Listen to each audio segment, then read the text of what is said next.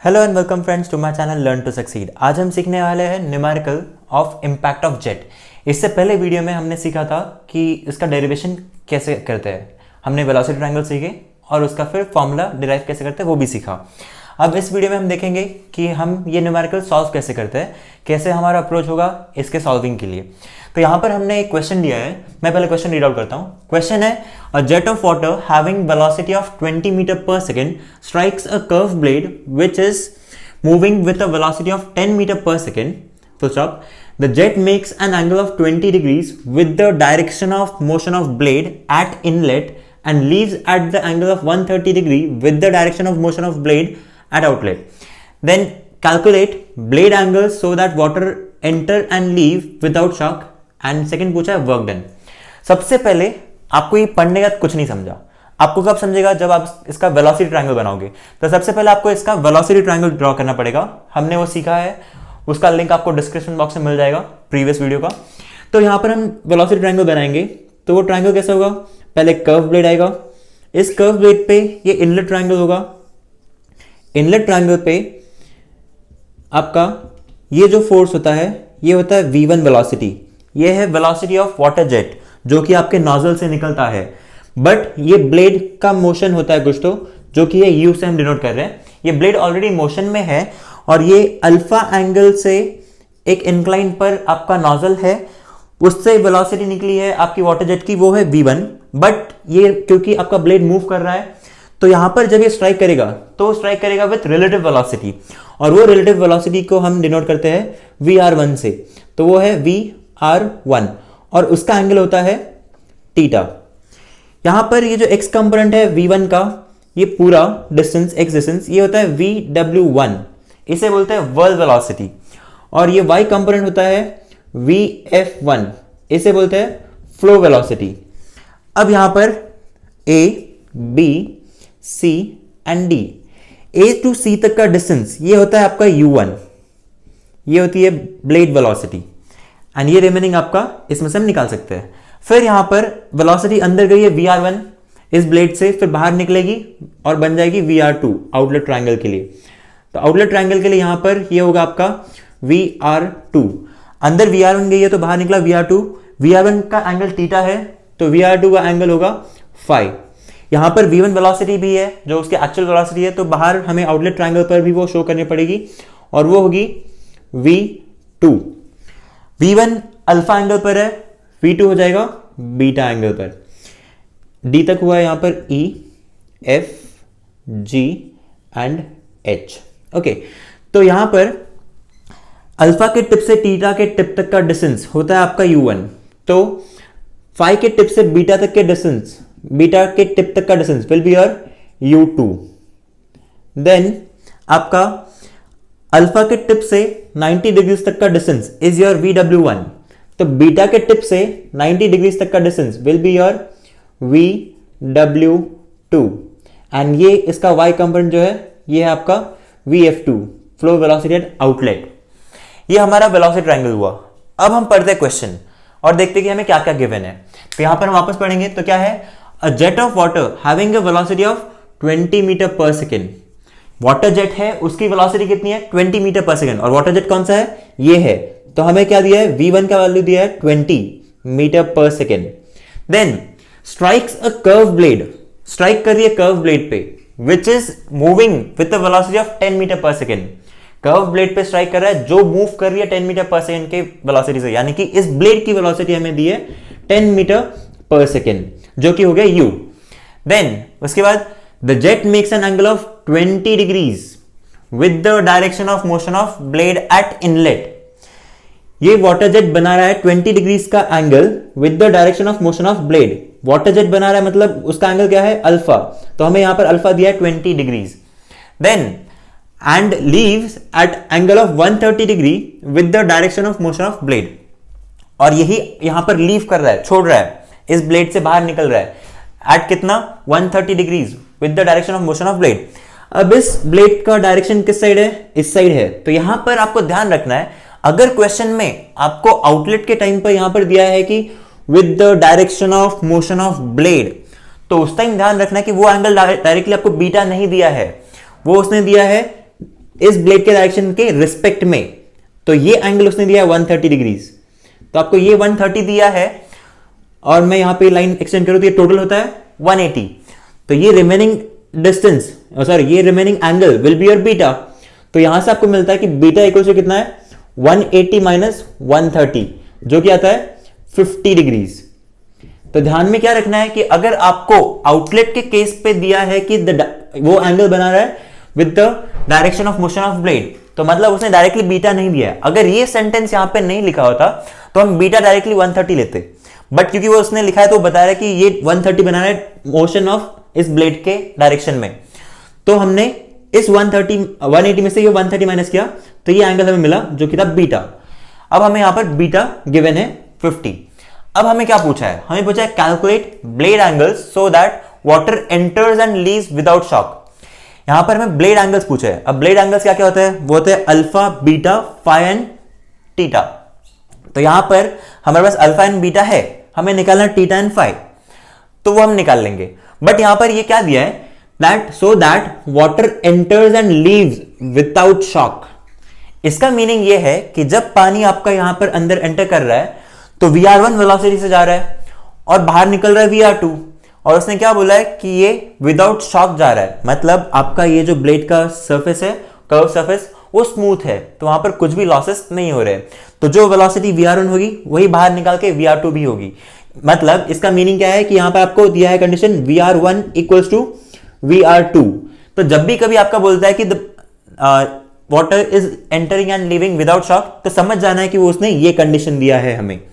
Okay, फिर आगे बढ़ते हैं, अपना वर्क डन भी निकालना है। अब हमें निकालना क्या क्या है, टीटा फाई। अब उसके लिए हमें यहां पर इनलेट ट्रायंगल पे 3 वैल्यूज दी है। 3 वैल्यूज कौन सी दी है, 20 मीटर्स दिया है, और ये आपका एंगल दिया है 20, और एक क्या दिया है u।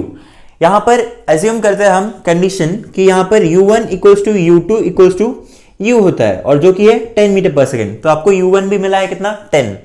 अब इस इनलेट ट्रायंगल पे अगर आपको कोई भी 3 वैल्यूज पता हो तो आप बाकी वैल्यूज निकाल सकते हैं। तो देखते हैं वो कैसे निकालते हैं। तो अगर मैं ये वाला ट्रायंगल लूं ADB, तो ये क्या है, ये मेरा राइट एंगल ट्रायंगल है, राइट एंगल ट्रायंगल है ADB, तो जिसमें ये हाइपोटेनस है V1, ये डिस्टेंस क्या है, ये है आपका VW2, और ये डिस्टेंस है ये डिस्टेंस है VW1, और ये है VF1, और एंगल है अल्फा। तो अगर इसका x डिस्टेंस कितना होगा, it will be equals to V1 cos alpha, और y डिस्टेंस कितना हो जाएगा, V1 sin alpha. Simple trigonometry है ये हमने फोर्स को रिजॉल्व किया है, जो हम मैकेनिक्स में सीख चुके हैं। ठीक है, तो मुझे यहां पर आपको हम जैसे ही हमें, क्योंकि हमें V1 पता है और अल्फा पता है, तो मुझे VW1 और VF1 ये दोनों वैल्यूज मिल जाएगी। तो मैंने इस ट्रायंगल में निकाल लिया क्या, VF1 एंड VW1। उसके बाद हम आगे बढ़ेंगे, और आगे जब बढ़ेंगे तो अभी हमें निकालना है दूसरा वैल्यूज, कौन सा, हमें टीटा और VR1 चाहिए। अब टीटा एंड VR1 निकालने के लिए हम क्या करेंगे, यहां पर अब हमें इस ट्रायंगल में ये पूरा वैल्यू मिल चुका है, ये मिल चुका है, और ये मिल गया है। अब हम छोटा वाला ट्रायंगल अगर देखेंगे तो छोटा वाला ट्रायंगल में क्या है, CBD ट्रायंगल में यहां पर ट्रायंगल CB एंड D, यहां पर ये क्या है, ये फाई है, और ये डिस्टेंस VF1 है, ये हमें मिल चुका है, और ये डिस्टेंस ये है VR1, ये हमें निकालना है।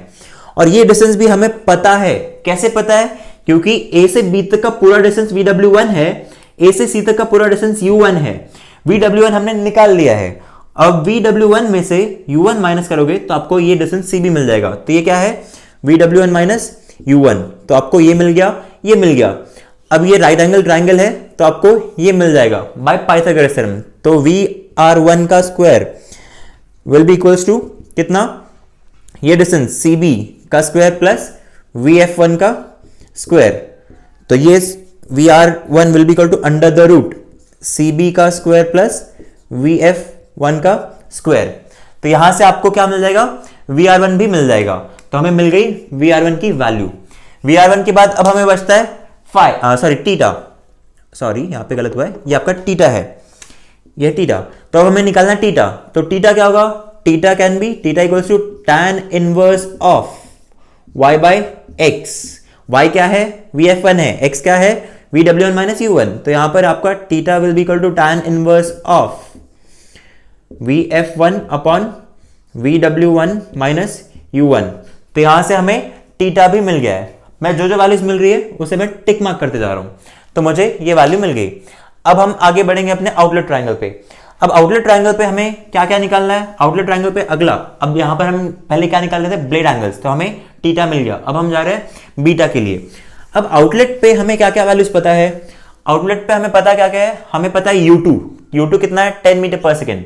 हमें पता है VR2, क्यों? क्योंकि VR1 इक्वल्स टू VR2 है, और जस्ट अभी हमने VR1 निकाल लिया था, तो वो हम पुट करेंगे यहां पर, हमें वो मिल जाएगा। अब हमें निकालना क्या है? यहां पर बीटा भी हमें पता है, हमें निकालना है फाई। तो अगर हम यहां पर अपना साइन रूल लगाए, कौन से ट्रायंगल में? EFG। इस EFG ट्रायंगल में साइन रूल अगर लगाएंगे तो हमें यहां पर फाई मिल जाएगा। तो वो कैसे मिलेगा वो देखते हैं। इस तरह से, आप लोग को साइन रूल पता है? नहीं पता तो मैं वापस से बता रहा हूं। साइन रूल होता क्या है? सपोज यहां पे मेरे पास 3 फोर्सेस है, ठीक है। ये है F1, ये है F2 एंड ये है F3, ठीक है। ये एंगल θ1 है, ये एंगल θ2 है, और ये एंगल θ3 है। तो साइन रूल क्या बताता है कि हमें यहां पर रेशियोस मिल जाता है। F1 upon sine of theta, कौन सा? फोर्स के ऑपोजिट वाला थीटा, तो θ3 is equal to, next force क्या लिया? F2 के ऑपोजिट में एंगल कौन सा है? θ2, उसका sine component sine θ2 will be equal to F3 upon F3 के ऑपोजिट में एंगल क्या है? θ1, साइन θ1। ये 3 रेशियोस इक्वल होते हैं। तो इन तीनों में से अगर हमें ये दो वैल्यूज लिए हमने, यहां पर 3 वैल्यूज पता है, तो चौथी वैल्यू हमें मिल जाती है। ऐसे हम साइन रूल लगाएंगे कहां पर? हमारे ट्राइंगल इस वाले में, EFG। अब देखते हैं EFG ट्राइंगल में हमारे पास क्या क्या है। EFG ट्राइंगल में ये है आपका EFG ट्राइंगल, EFG। ये डिस्टेंस है आपका U2, ये डिस्टेंस है VR2, ये एंगल है फाई, ये बाहर एंगल है बीटा, ठीक है।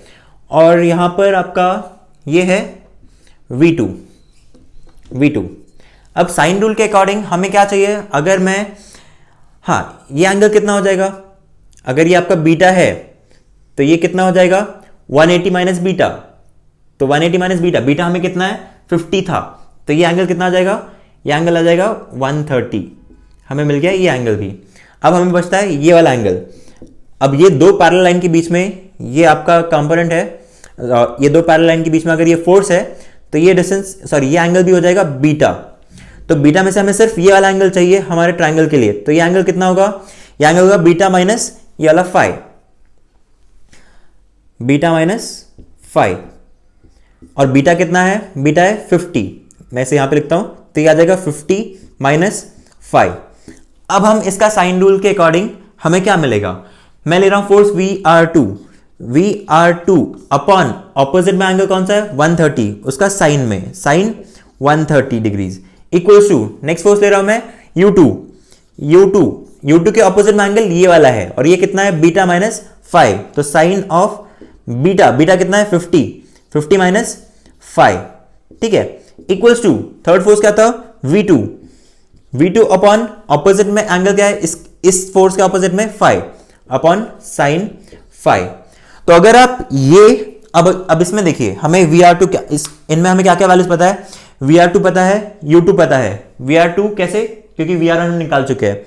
यहां पर साइन 30 का वैल्यू आपको आ जाएगा कैलकुलेट पुट करने पे। अगर हम ये दो रेशियोज लेंगे तो इसमें हमें अननोन है सिर्फ 5, तो इन दोनों को सॉल्व करके आपको यहां से मिल जाएगा 5 का वैल्यू।